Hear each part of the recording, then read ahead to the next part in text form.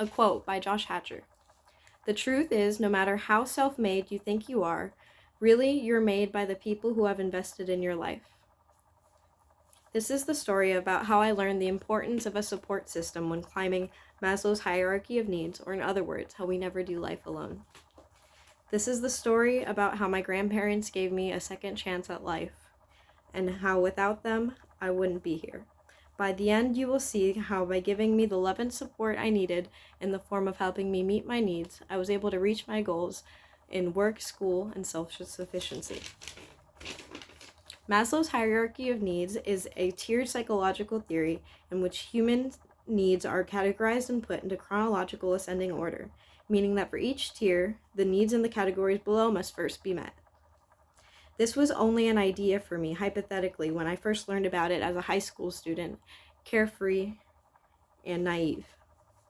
But as life took its course and threw me off mine, one I dreamed would take me to college, the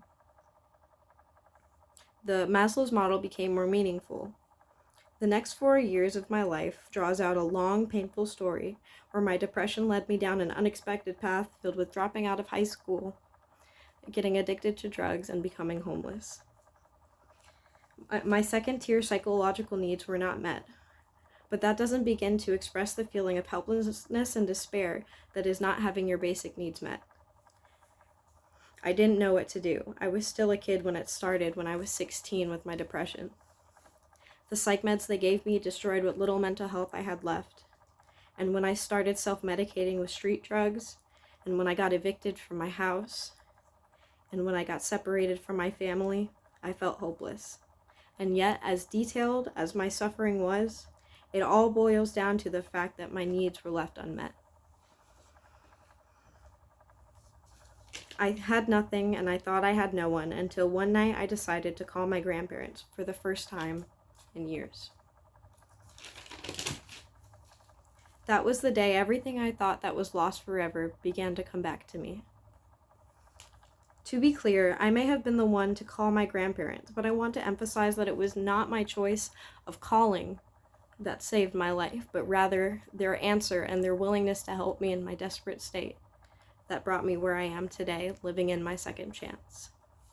I was in ruins, and they rebuilt me from the ground up, one tier at a time.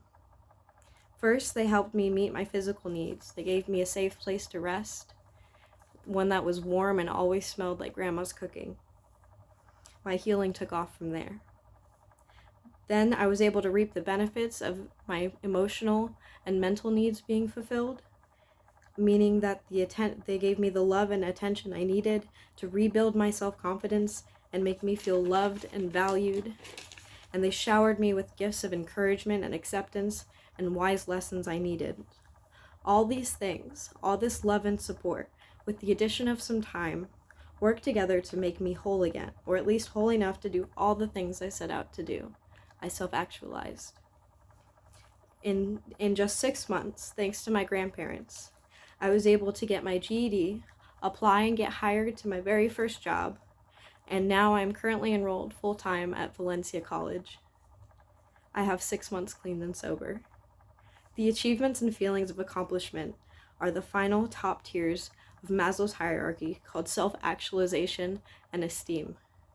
I made it all the way to the top, all the way up here, thanks to my grandparents, pulling me up this existential ladder, one Maslow tier at a time. I would not be here if it wasn't for the blessing that is the love and support of my family.